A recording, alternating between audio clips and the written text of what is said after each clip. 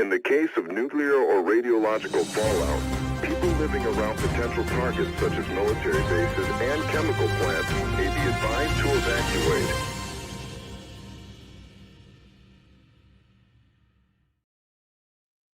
Hello, Sublation Media viewers, all of you communists and progressives and radicals out there. It's I, Douglas Lain. I am the head honcho of Sublation Media. I'm also the author of a short story entitled Noam Chomsky in the Time Box, which I will try to find a link to and put in the description to this stream if you guys want to read that. It's my evaluation of the politics of Chomsky, written, oh gosh, maybe 20 years ago now. I'm not quite sure when, but this is one that Benjamin Studebaker has read. And Benjamin, introduce yourself. Yep, it's me, Benjamin Studebaker. I quite enjoyed Noam Chomsky in the Time Box. It's a great story. I'm the author of two books, The Chronic Crisis of American Democracy, The Way Is Shut, and Legitimacy in Liberal Democracies. All right, so in this stream, we're going to do the thing that everybody who's in our milieu is obligated to do, which is to weigh in on the Chomsky-Epstein scandal.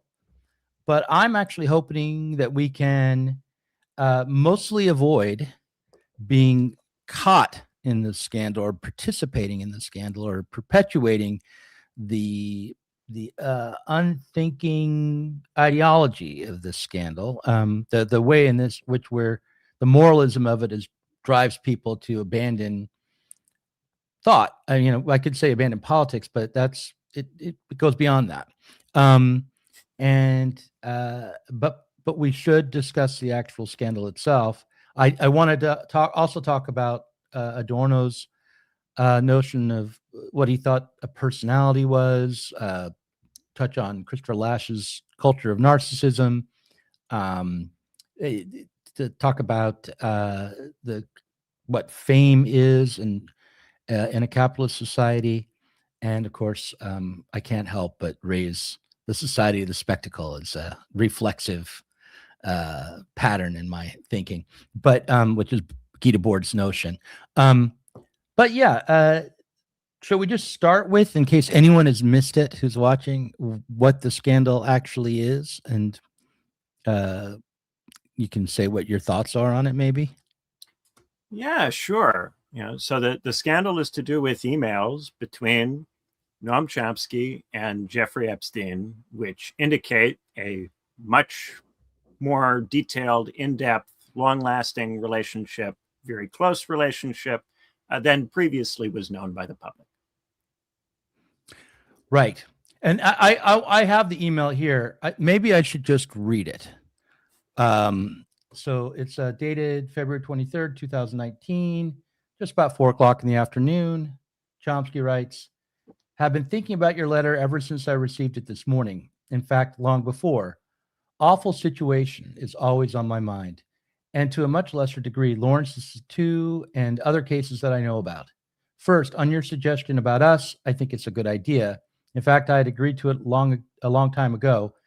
Valeria is putting together documentation about the matter that I can use. Second, the horrible way you are treated in the press and public. It's painful to say, but I think the best way to proceed is to ignore it.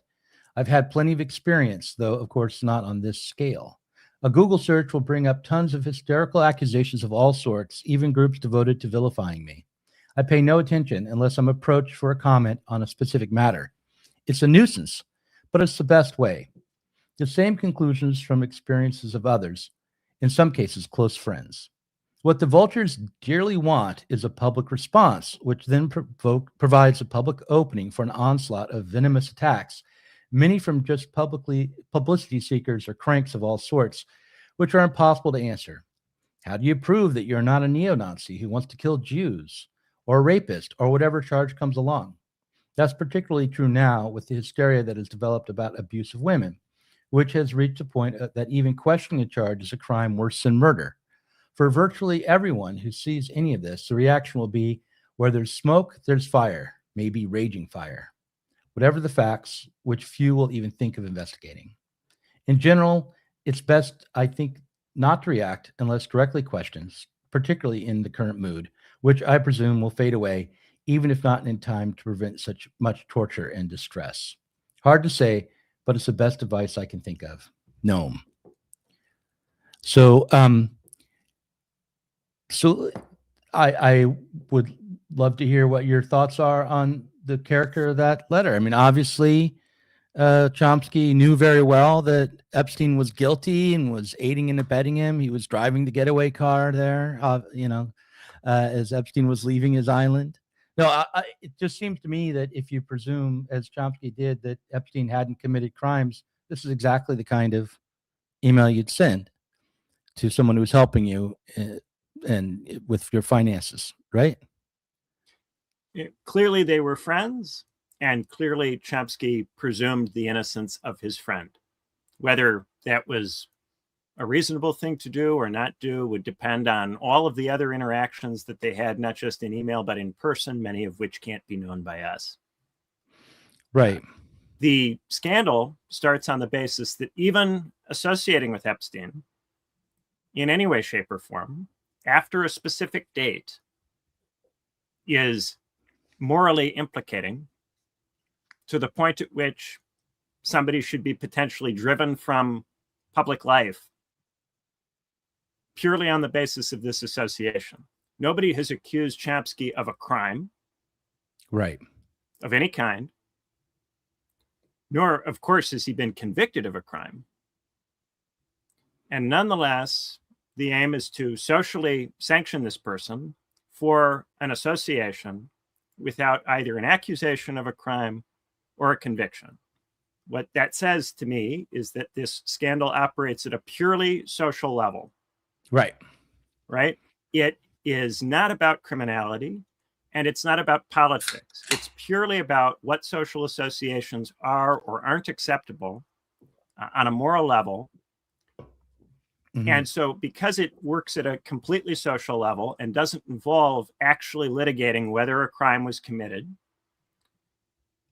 it is a kind of consummately anarchist moral panic episode. People who don't think that the way to solve a problem is to litigate it politically or legally, but who think that all problems should in principle be solvable through social intercourse, will, of course, treat social violations as if they were criminal acts, and they will respond to what they consider to be social violations with the most punitive forms of ad hoc social behavior they can think of. So they go immediately to shunning, gossiping, trying to drive the person out of public life, trying to ruin the person's reputation, being very mean about them online. This is what people do who operate principally within the terrain of the social and who are not really comfortable with the political or the legal. I want to throw a comment on the screen here. R worded one says, most crimes of capitalism operate at a purely social level. What are you talking about? And, that is not altogether true. I mean, there are, first of all, for something to be a crime under capitalism, and it has to be operating in the realm of the legal. One of the things anarchists like to do is use the word crime to refer to acts that are not criminal acts, that have not been politically sanctioned, but which they morally disapprove of. So they start porting the language of crime and criminality into the social, to the point where the reflex response is to think that social acts can be criminal, even though they're not criminal in the eyes of the law. They have not been agreed through a legitimate political process to be criminal. Nonetheless, these acts should be treated as if they were criminal because anarchists don't do politics. Right. But let's say there are things that are not crimes that we would want to object to. I think my phone's going off. Hold on, I'm going to turn off my phone. Like, for instance, the wage relation. That's not a crime.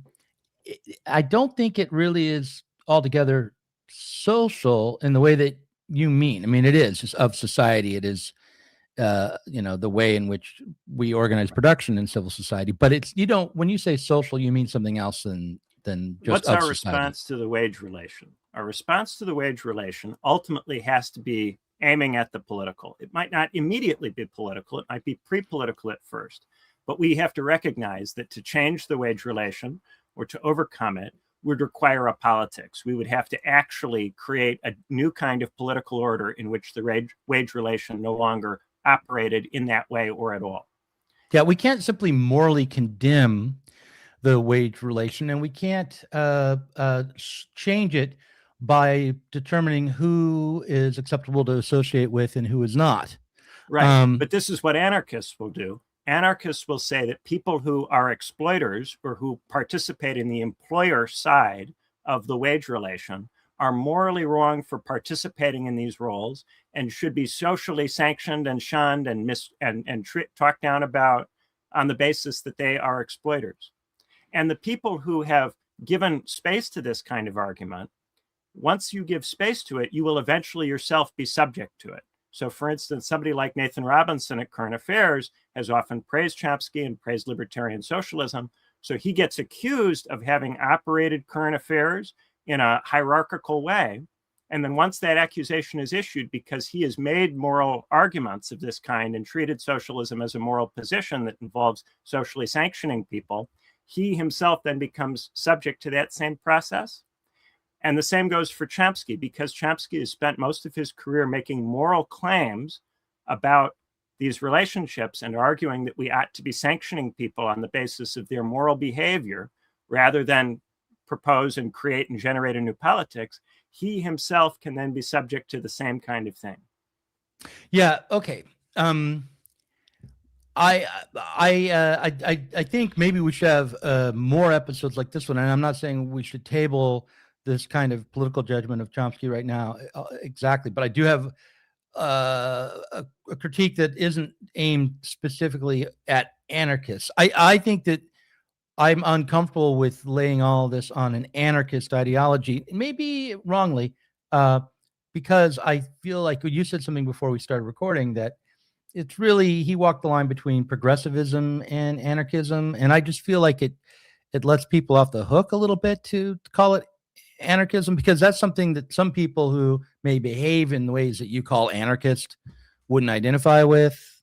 And also, as crazy as it is, if someone is ideologically an anarchist, they would, at least to some degree, can be compelled to think through their responses and to listen to critiques like yours. I think a serious anarchist, like who reads the journal, Anarchist magazine or whatever, has. Are there serious anarchists in the 21st century? Is that a category that exists now still? I don't know. I don't go to the info shops anymore, but there used to be like info shops, you could go to and you could go discuss Bakunin or whatever the current... Bakunin in Bakunin's time is very different from reading Bakunin now and thinking of Bakunin as a guide to what you should do now. Bakunin in Bakunin's time is operating before the emergence of the total society, before the emergence of corporatism. All of these things have changed enormously our society. Anarchism in the 19th century, the early part of the 20th century, had an in-touchness with the context that made it a more plausible view. But once you get past World War II and you enter into this post-war, heavily integrated, heavily corporatized world of highly developed states, it becomes a much less plausible, less competitive view. I have written a journal article on Gandhi. I have respect for Gandhi. I have respect for historical anarchism. But after Gandhi died in 1948, I don't think there's been serious anarchism from that point forward. Well, listen, and this is exactly the kind of thing that if you had been in an info shop in 1993, at the age of 1, and you could have managed to have this conversation, that people would have been interested in discussing with you, and rather than simply abandon anarchism. The idea is, well, how do we realize it under these conditions? What was true about it then that might be true now, like so forth and so on. But I'm not an anarchist. I for a variety of reasons. I do think my understanding of Marx and my kind of Marxism has some similar aims to anarchist aims, wanting to liberate and emancipate society from the wage relation or from capital, and ultimately from the need to be political in the sense of relying on bodies of men to settle the contradictions in society. But putting that all aside, let's put the $10 comment on the screen. Someone paid for this, and we are, after all, under a capitalist system. Crime is a construct. Crime is legal now. What is Studebaker on about? Note, I'm an atheist, and I find capitalism funny as hell, but never wholly moral. Okay, well, any comment on that? I mean, I don't think it, but we read it. You spent $10. We read it. Let's move on. So I want to go back to the real topic here, which is the destruction of the reputation of Noam Chomsky at the moment of his near death, when he's lying in a coma in the hospital.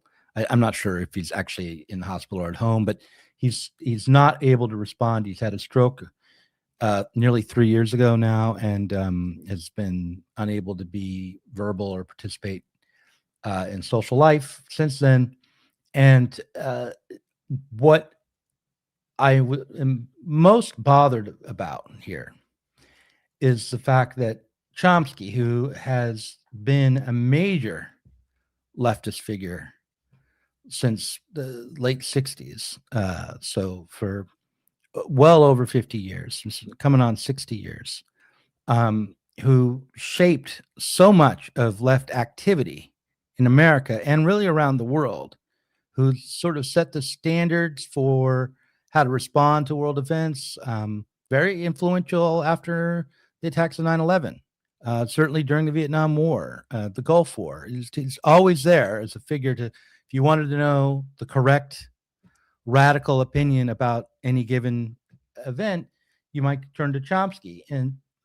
And so for him to be, leaving the stage in disrepute as a fallen figure, one that we no longer have to think about, but can just condemn,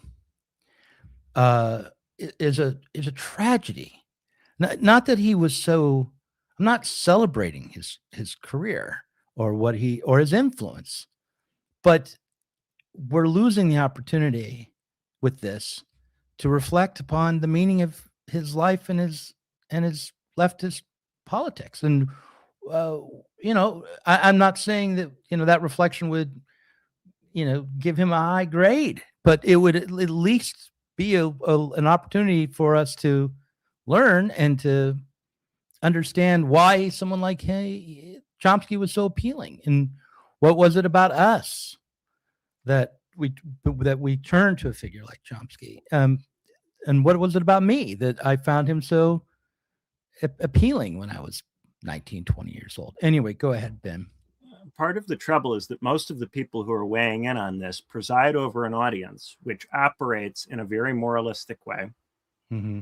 And therefore they live in terror of their audience's moral condemnation. So people are in a paranoid mode, rushing to try to demonstrate that they have the right moral attitude and to create distance between themselves and a figure that they think is going to ultimately taint them. And this is the problem with the left. The left has become a very anarchist milieu that is not comfortable with politics, is not comfortable with categories of legality or crime, and therefore, in a completely ad hoc social process that nobody can interrogate, that can't be subjected to questions of legitimation because there's no authority and there's no organized institutional procedure by which these decisions are taken. There's just a terror that runs through the left as people on the left try to get out in front of what they think the next wave of cancellation and shunning and opprobrium will be. Well, what we should note is how not only do the thought leaders, the podcasters or the journalists or the authors or the filmmakers or whatever they might be, I guess these days it's just they're all internet influencers, right? But not only are they hemmed in by the mob, the moralistic mob, but worse, the moralistic mob is hemmed in. I mean, everyone has to form the correct moral attitude about whatever the latest contradiction, calamity, crisis, act of violence might be, and take the correct position in order to manage their reputation, which means you're incredibly easy to manipulate under those conditions. Everybody who is operating in that mode can be pushed around, led, and we've seen recently they can be led to sacrifice themselves in the streets. This horizontalism and leaderless movements mean that you don't have any kind of structure for making decisions about who's in and who's out and what's allowed and what's not allowed. Mm-hmm. And there's no process you can appeal to if you're being treated unfairly, or you feel you're being treated unfairly. And there's an unwillingness to do this kind of stuff because people associate any attempt to construct a legitimate process with either replicating the problems with democratic socialism or social democracy, or replicating the problems with the Soviet Union and Leninism and Stalinism and Maoism. And so you have a deep discomfort on the part of large parts of the American left with both of those things. And therefore, there's a political vacuum. And in that political vacuum, this is all you get. And it makes people on the left extremely easy to divide and conquer. It makes them extremely easy to pit against each other. All you have to do is find some moral issue that you can excite some of them about, and then find others to be acting out of alignment. And a lot of it also stems from a kind of consensus fantasy that if we have an open discussion that's free, we'll all arrive at the same conclusion. And that's not the case. If we have an open discussion that's free, we will have intractable disagreements that will require political resolutions.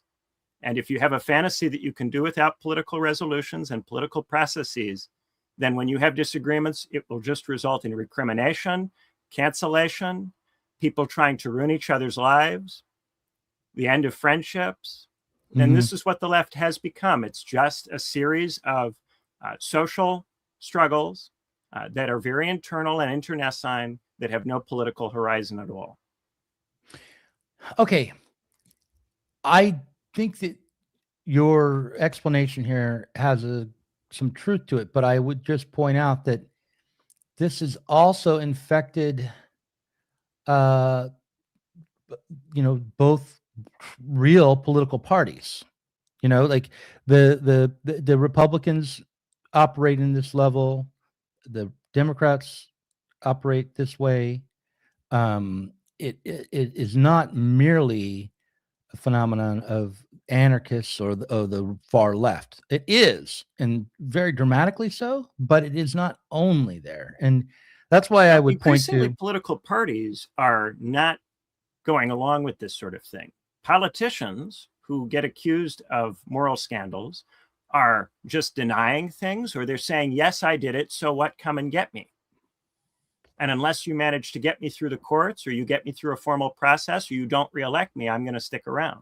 More and more politicians are refusing to resign in response to this kind of ad hoc social pressure, and are instead challenging its legitimacy and saying, if you really think that I've done something wrong, don't reelect me, charge me in court, convict me. And the whole time, if you do charge them in court, they say all the time, this is a witch hunt, I'm being persecuted unfairly, reelect me so that I can show that I have the support of the population.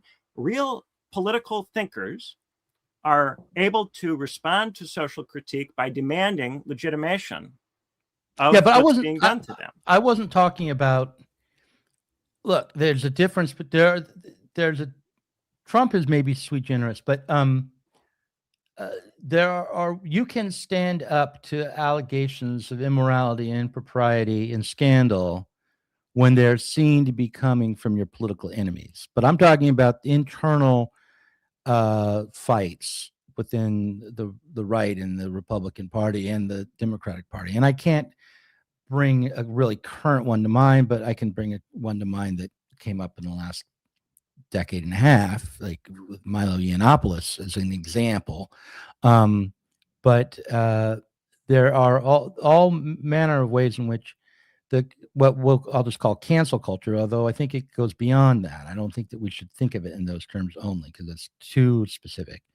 As operative in society, in both political parties. That's what I would claim. Am I overclaiming, do you think?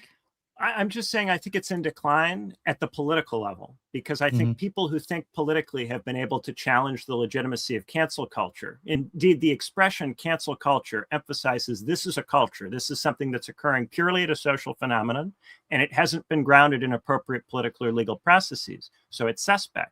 Whereas the people who are comfortable with it don't regard it as a problem that it doesn't have a political or legal dimension, and think that they can just arrive at a kind of roving consensus about who should or shouldn't be canceled, who should or shouldn't be subjected to this, on the basis of their moral common sense, which they assume everybody shares with them. Right. Well, I'll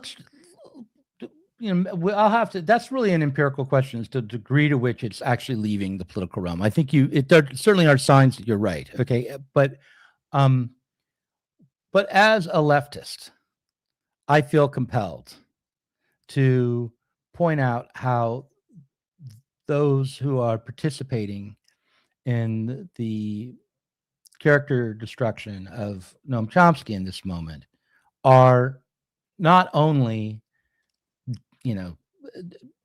failing to be political and being unkind and unnecessarily so to a man who's in a coma, and misreading the email, so forth and so on. I could get into the muck on this, but but beyond all that, they're missing the opportunity to actually judge the man and his political life, and to see what you need politics to be able to have a reasonable discussion that can be sustained across time. And if you don't have the capacity to politically structure a conversation, then what will happen is that conversation will break down and barbarize.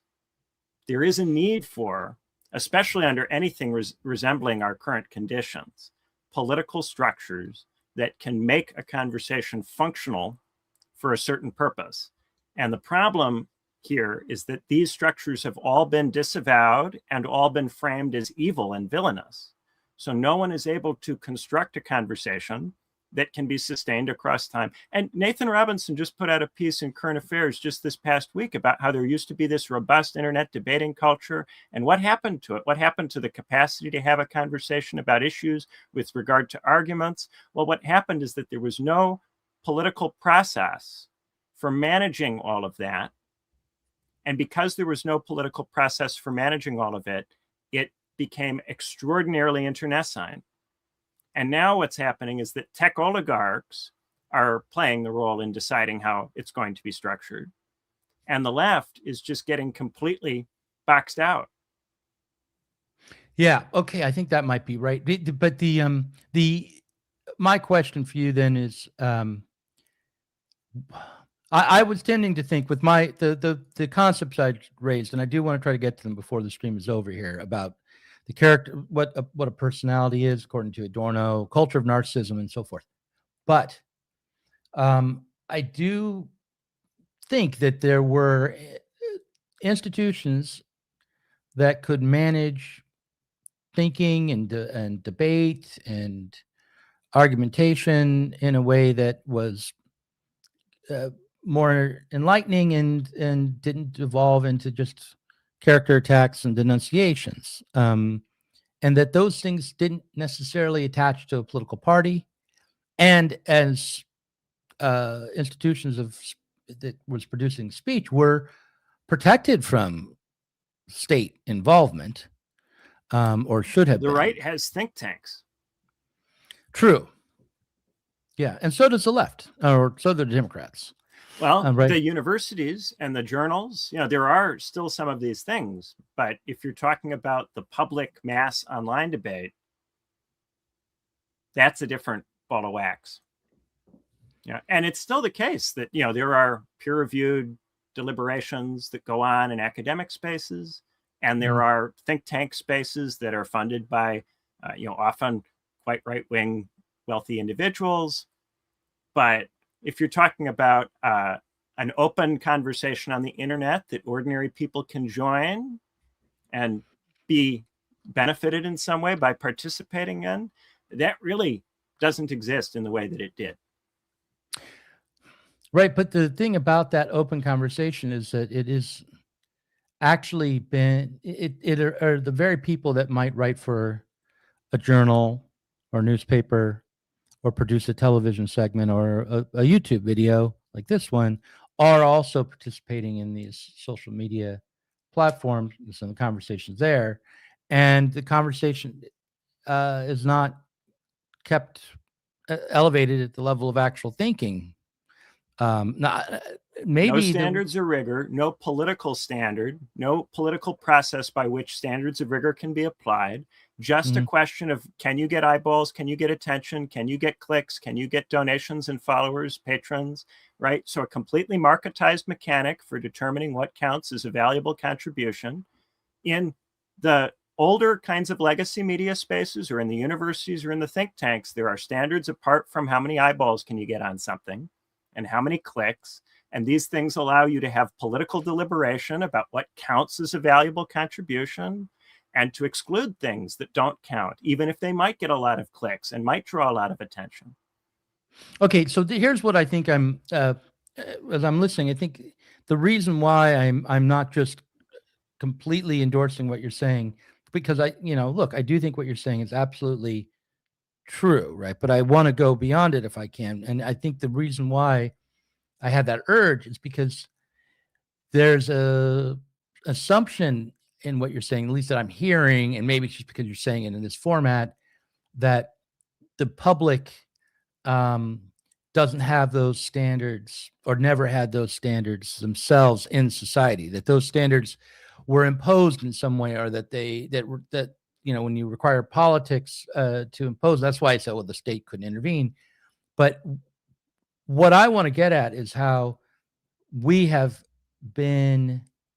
developed into a kind of people that no longer think politically, but rather think in terms of personality, in terms of celebrity and reputation and character, and how that emerged. I mean, I guess it emerged. It doesn't even seem related when I think back on how it emerged, but it did emerge through the normal political electoral process where candidates would run as characters or as based on their character and their morality as much or more than as on their policies and their visions for the future of the country and things like that. So, and that seemed to become exceptionally the case for all political activity after the 60s. And Todd Gitlin is a former member of SDS who's written about this, about the way in which the necessity to create a celebrity representation within a media sphere led to the corruption of left politics. Right. Rise of populism, decline of the party form. I would just clarify, when I say politics, I don't necessarily mean related to the state. I mean a capacity to take decisions in cases where there's intractable disagreement without producing consensus, without dissolving the disagreement. People being able to stay in the same organization and accept a decision that they don't agree with on the basis that it occurred through a process that they nonetheless are committed to and support. Some level of mediation. And lots of non-state organizations have some level of capacity to do this. Corporations have politics in the sense that corporations have a mechanism for, if you disagree with a coworker about what to do, there's a formal process by which that disagreement can be resolved. You don't split and go start your own company every time there's a disagreement. But if you don't have formal processes that you can appeal to, that people can sign up to, and that can sustain some level of cohesion across time, then disagreement tends to proliferate and spill out and produce dysfunction instead of being in some way shaped, formed, directed toward a purpose. Right. Here's another comment from J5L5M6, which is a great username. Politicking is an art form all itself. Studebaker's point seemed to be baseball players shouldn't be rated the same as cricket players. Well, yeah, we get that. What are you offering up? Regardless, I still enjoy Noam, spelled with an E. But that was a $20 comment. So thank you very much. People, please do use the donate button when you comment. I forget what that's even called. But thank you for your contribution. Ben, do you want to respond to that? Or I have written stuff about other kinds of political proposals elsewhere. I did a series of pieces for the Strike Council on supranational federalism. The issue, of course, is that we have not been able to find another kind of politics that the left is able to unite around. And I'm under no illusions that anything that I might propose would solve this problem. There is an actual problem that the left has with the political as such, which makes it very difficult even to introduce political proposals and have them talked about as something that people could potentially agree to. And for that reason, our discourse remains incorrigibly social rather than political.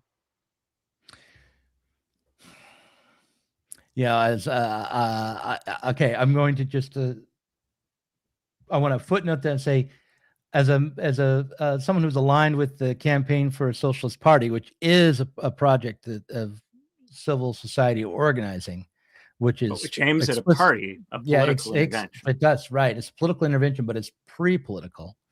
I do think that we're going to have to operate on the level of the social for a time to do the organizing. But you can't operate with people who are anti-political, because you can't be pre-political with people who are anti-political. Okay, and fair enough. Anarchists are anti-politics. Okay. Moving beyond, I mean, look, you're doing a great job, Ben, because you're talking about the limits of Chomsky's actual political project. Right. And it's a fair critique. Okay. It's an absolutely fair critique. One that I don't entirely disagree with. I do have some qualms about my thing about anarchism and do the yeah. Adorno stuff. Yeah, let's do that. So I want to run a clip. This is an excerpt from Minimum Moralia that I think applies to Chomsky, although I didn't put this together originally in response to anything about Chomsky, but here it is. Tell me what you think of this.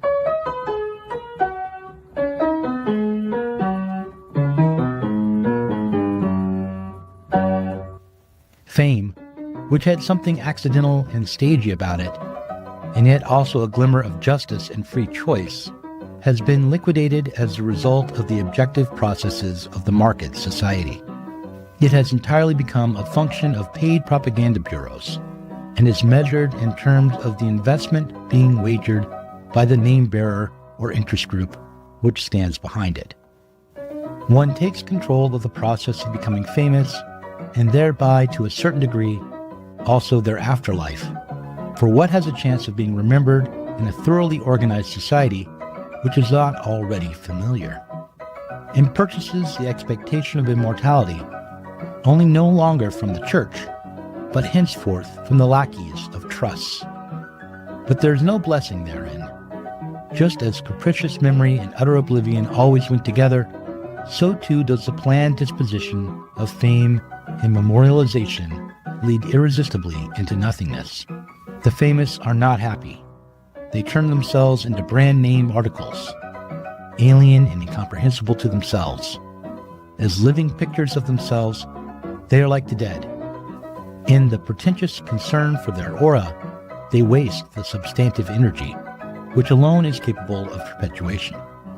The inhuman indifference and contempt which is immediately meted out to the fallen giants of the culture industry reveals the truth about their fame, without giving those who partake in scorning that fame any better hope for posterity. Thus, intellectuals discover the frailty of their secret motives, and the only help against such is to express this insight.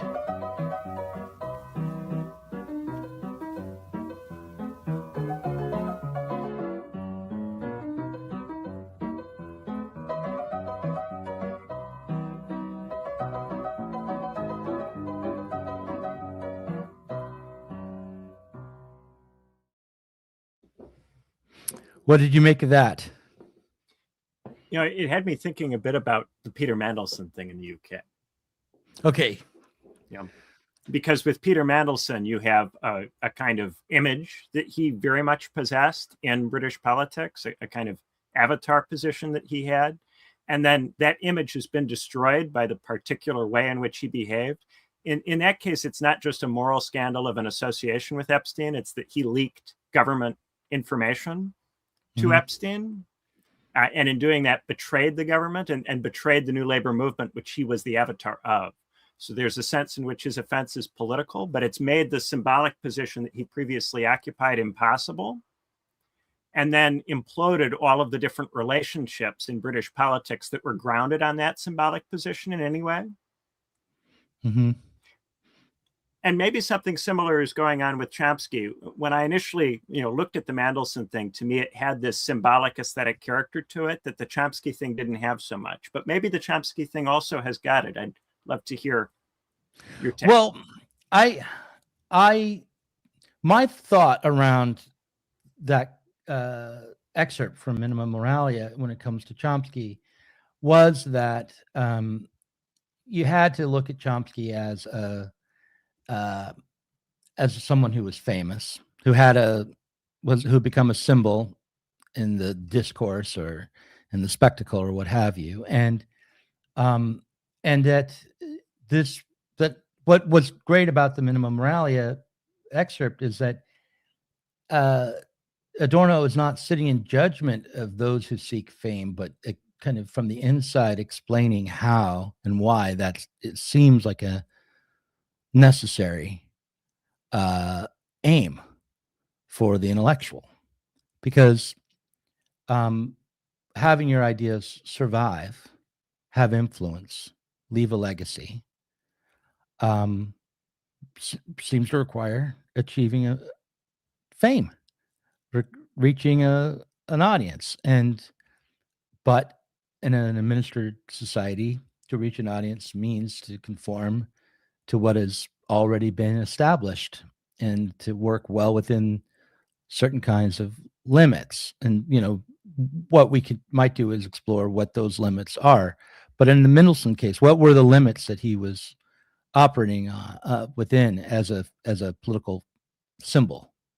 In the Mandelson case, whereas, say, Tony Blair became associated with Iraq and Gordon Brown became associated with the global economic crisis, Mandelson remained sort of a purely political figure tied to New Labour in itself. So he came to be the kind of symbol of New Labour, to the point where people who opposed New Labour referred to him as the Prince of Darkness. So your attitude to Mandelson, whether you are seen palling around with Mandelson or you have been aided in your career by Mandelson, sent a clear message about how you related to New Labour. And this was a kind of aesthetic message above all else, because Mandelson was this aestheticized celebrity figure with this mystique. Whether you were tied to Mandelson or you negated Mandelson, positioned you in an aesthetic way, even more than, say, what you might believe about certain substantive political issues. You could more easily separate Labour politicians with regard to their attitude to Mandelson than you could on specific policy matters. But now that Mandelson is in disgrace in a political sense because he's a traitor to New Labour itself, having betrayed a New Labour government, all of the people who showed that they were committed to New Labour and friendly with the New Labour movement by tying themselves in various ways to Mandelson now find that this doesn't work at all for them. Now they're tainted by him. And conversely, people who were anti-Mandelson seem to have a kind of triumph, but this triumph is purely aesthetic because it doesn't actually empower them to regain control of the Labour Party or to change what has happened over the last 30 or 40 years in the UK. So it gives them this ersatz of triumph, which they can't actually politically use. Okay. Now I'm understanding it better now. I'm sorry, I kind of get distracted by comments we were speaking before. So what I would say is, if we're trying to map those two things, the Chomsky scandal and this political scandal in the UK together, there certainly is a faction within the contemporary left, which is seeming to be triumphant as Chomsky is put aside. And so what did Chomsky represent? He represented a way to be an anti-imperialist within the realm of liberalism. He was often criticized for being too attached to the First Amendment and to individualism. And he also would say things that were out of step, like, of all the nations on earth, the United States is the freest. It's also the most violent, he would say, and the most oppressive internationally. And those things are not in contradiction. But it's better to live in the United States with the relative protections for free citizens and anywhere else in the world, Chomsky would say. So the kind of anti-American left, the anti-imperialist left that's attached to that, and then the Stalinists, the straight up Stalinists, all of them are doing victory laps around this Chomsky being in disgrace. And you'll see people talk about, I forget the guy's name all of a sudden. I think it probably neurotically or as an act of aggression. But it's not Lasordo, but his Greg Rockhill is coming up. Gabriel Rockhill, right? Gabriel Rockhill, and then Parente. Whoa. Chomsky was never as good as Michael Parente. It's really unfair to both of them to do this in this moment. There's lots of things that Michael Parente did that were worth taking note of. I mean, but they're making this distinction to justify the neo-Stalinism that's somewhat appearing as a way to have a personality online. But not any kind of actual political position. So maybe for you, Chomsky was the last, and kind of in line with the Frankfurt School, of theorists who were critical of the United States, but still recognized the ways in which the United States was politically freer or better in some way, shape, or form than the Soviet Union or Maoist China. And so now to be critical of the United States, you have to also take up some other flag. You have to be pro-China, pro-BRICS, pro-something else. You can't have a criticism in general of nationalism. You have to choose a flag, choose your fighter. Right. And the people who want everyone to choose a flag, choose their fighter, Chomsky was perhaps one of the last few living people who didn't conform to that, who had a significant level of symbolic presence. And for you, the loss of that figure and the tainting of him further estranges us from not just Chomsky, but perhaps from the Frankfurt School theorists like Adorno that you do think ought to be taken more seriously. Perhaps. I mean, I am hopeful that won't be the effect, but because it's not as if Chomsky had any truck with the Frankfurt School, right? I think he would have lumped them all in as postmodernists or theory people, and he had a total disdain for that and for Marxism. Yeah, right. But just in the sense that it pointed at a particular combination of positions that now seems to be impossible to replicate with regard to foreign policy. Yeah, I think that's right. I mean, look, I think, but really, what's most unfortunate, I mean, because I don't think that I think this is a Pyrrhic victory for the Stalinists, and it will last about a minute, and no one really wants to grant them much. Ultimately, they'll, it's just because they're all trapped in the same system as the Majority Report or Breonna Joey Gray. They have to appeal to the same audience, and they're going to be kicked around by that audience, just as.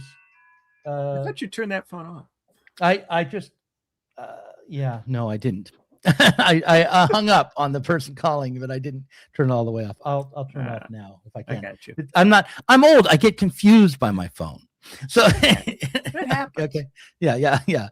So anyhow, that's my opinion about the political significance of the moment. But it's it's a missed opportunity. Chomsky's passing, conceivably in a counterfactual world, might have been an opportunity to reflect and to write seriously and to think seriously and to discuss him in a serious way. And now that opportunity is lost. See, that's how I feel about the Mandelson thing. Oh, yeah? Yeah. Okay.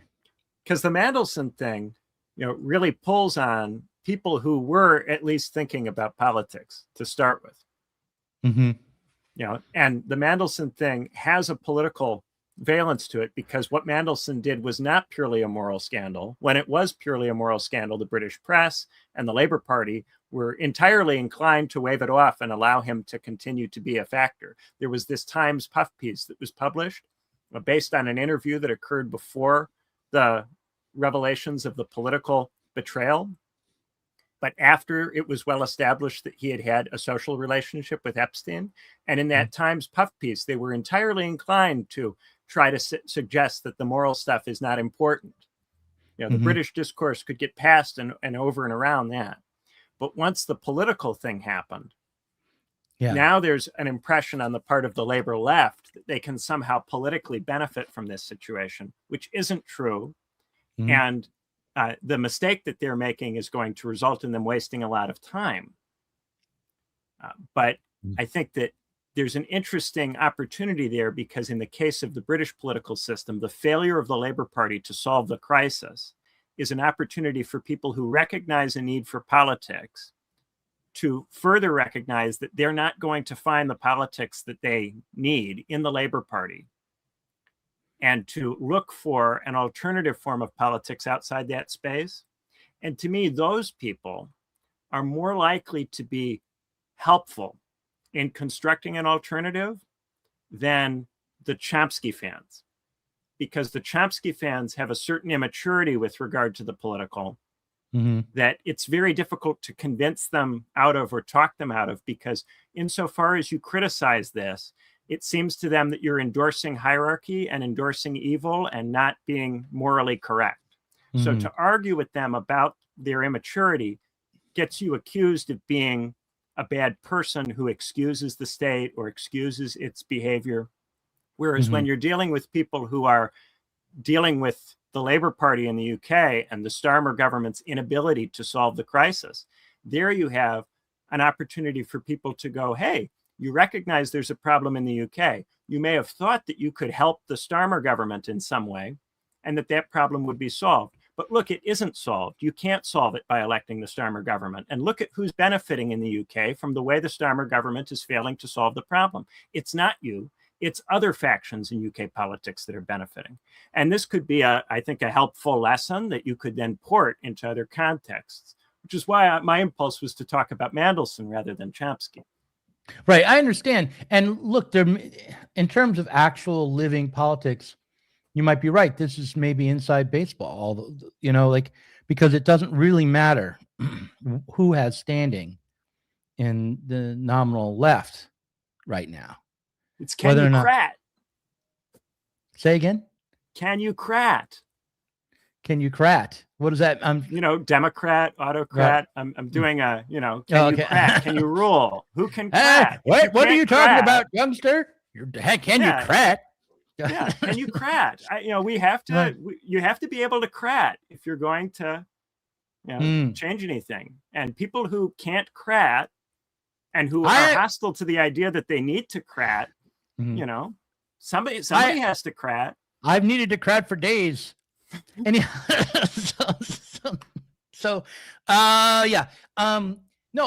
Can you do politics? And right now the left as it is can only be done to, it cannot act on its own. It can be right. It can be led, can be used, but it cannot act independently or even think independently at the moment. We still have a few minutes. You should do something on the personality. Okay. All right. So let's talk about, right.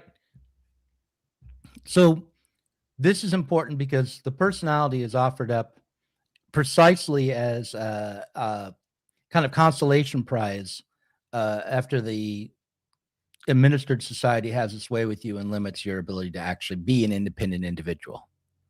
It's the scar tissue of that's left behind after you've been cut down to size. So rather than independently and individually finding your way in the world to shape it, you've been shaped by the world into a type, and you then cling to this personality, and celebrities come along to represent different types to different demographics, and as commodities of the personality. Um, there were I forget the guy's name, but there was a book called about pseudo events, and the celebrity is a figure of the pseudo event. Yeah, So these pseudo are exemplar. Yeah, these are people who are famous for being famous. They may have done other things. They may have some true competencies or even true accomplishments. But often enough, what they're most well known for is representing a type of personality. And they don't have to be particularly skilled or accomplished or competent to represent that type. Yeah. That's and whereas an exemplar has virtues that you might potentially acquire and performs a social role that you might actually perform, the main function of the celebrity is to mislead you about what's possible, to lead you down a primrose path, which will result in you wasting your life. Right. And also to reduce reduce you to basically to the level of consumption, to someone who has a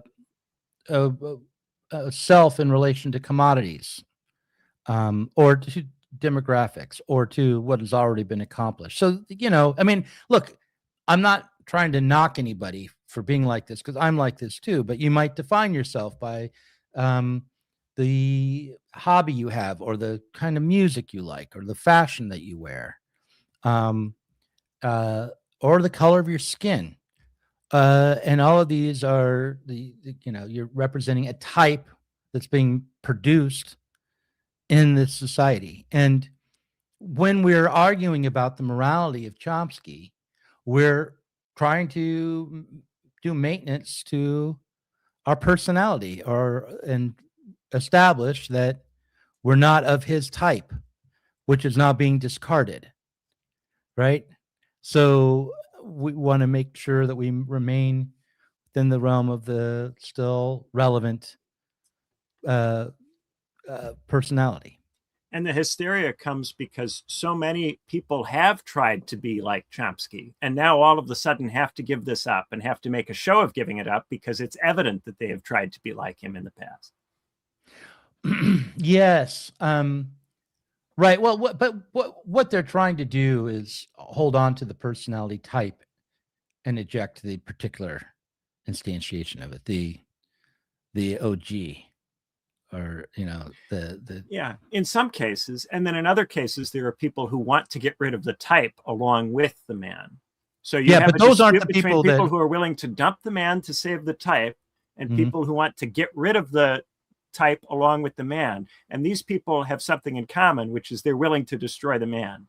So the bulk of the discussion consists of people who are willing to destroy the man for their own purposes, whether that's to save their own ability to be the type or to destroy the type which the man was of.